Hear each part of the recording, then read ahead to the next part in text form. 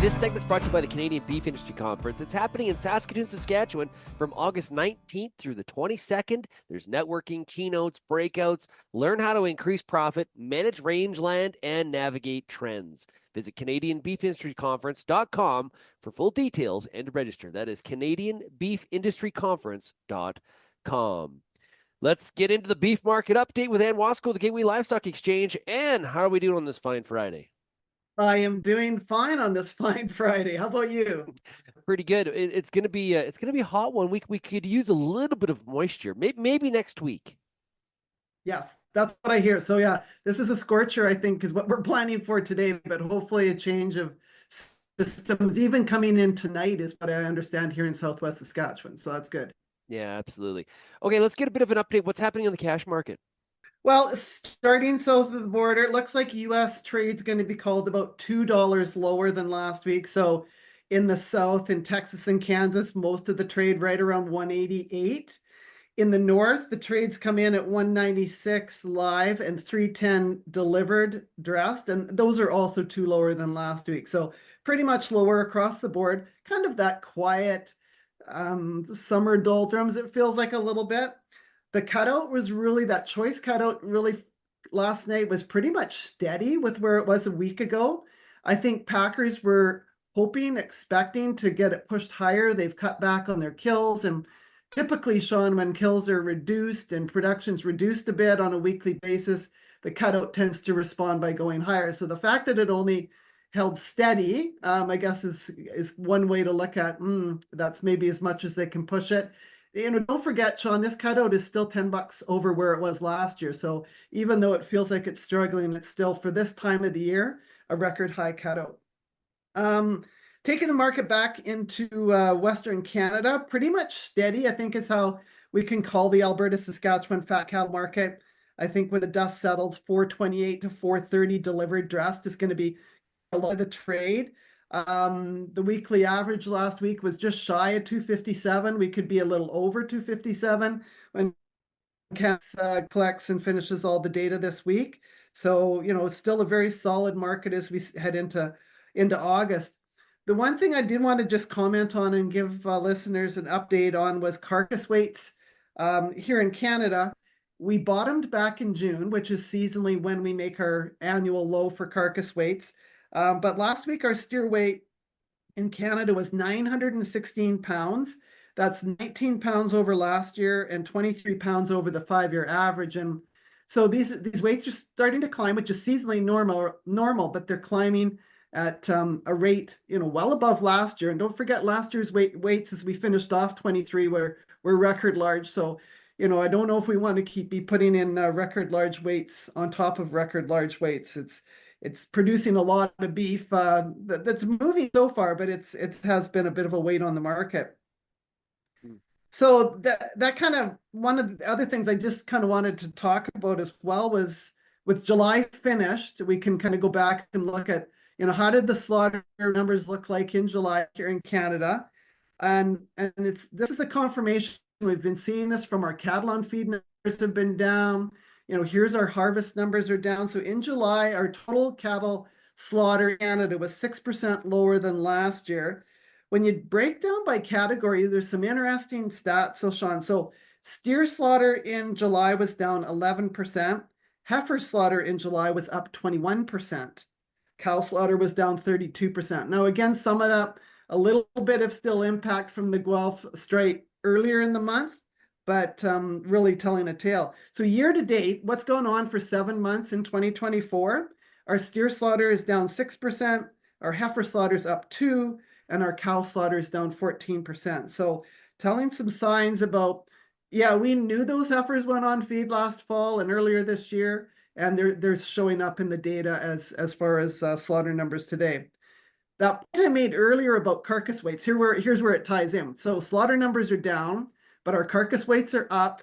So even though our Canadian cattle kill is down 5%, our total beef tonnage is only down 2%. So that's the impact of those heavier carcass weights. Wow, and you know what? Amazing. Same thing going on south of the border, Sean. Down 4.5% in the US. Their tonnage is only down 1.5%. So, and if we go back like 15 years, and when we first started doing these interviews, and if I had said, and we're going to see carcass levels on steers at these levels where we are here today, plus 900 pounds, what would your have answer been? Sean, you're nuts? Yeah. I no, I don't think we would have ever seen the capabilities of what's going on in feedlots today in terms of, individual head management, what's happened with genetics, nutrition. Like there's been so many advances in our industry that the ultimate end result is these heavier carcass weights, which is a story of efficiency, which is a good news story, right? But no, to predict that, I don't know if I would have even predicted it 5 years ago, but it's certainly been we have to understand the impacts of these bigger carcass weights and tonnage, but it's a good news story from an efficiency perspective. Yeah. Now, from a cattle inventory standpoint, USDA has pulled back on some of the reporting, and we're going to feel the impacts here in August, I believe, is one of the reports that's going to be omitted. We are going to have a Canadian cattle inventory report in about 3 weeks. What are some of the expectations out there regarding some of these numbers? Yeah, well, so USDA's normally their July 1 cattle inventory report would have been released a week ago, like at the end of July. So that, like you say, for budget cuts, USDA is not going to produce that report, which is a disappointment to those of us that are into data. But anyways, that's a separate issue. But just, as we listen and talk to industry reps and outfits in the US that follow this data, kind of the guesstimates are that the US beef cow herd on July 1 was probably down 1.4, 1.5% compared to last year. So that's about 400,000 fewer beef cows. There's some belief that there's been some increase in beef replacement heifers in areas that did get some really good moisture in say Missouri and Nebraska and those areas earlier on. So that number could be up a bit. I think the interesting number to me, Sean, is if you take, the fact that the U.S. had more cattle on feed on July 1st. So we talked about that report a couple weeks ago. And you talk about the smaller cow numbers and calf crop. It means that as we head into the second half of 24, we've got the feeder cattle supply outside of feedlots down probably between 2 and 3% from last year. That's 850,000 head fewer feeder cattle and calves for cattle feeders to be bidding on in terms of their supply to fill their yards in the second half of this year. So that's going to be hugely supportive. And I think bring that home to Canada when we do get our report out later this month. We're going to see a very similar storyline. I don't think we've seen that heifer retention just because, we came out of pretty dire drought conditions last year. But we'll wait and see what happens with the 2024 heifer calf crop. But we won't know that until we're into 2025. Yeah, and you continue to hear from producers, I need sustained good prices before I maybe get too excited about doing some of that heifer retention. Now, if this time next year, if we have had, decent grass again for parts of the growing, for the main part of the grazing season, then we're probably going to be sort of scratching our head a little bit. But that number makes sense. Doesn't it to you as far as the attitude of producers right now?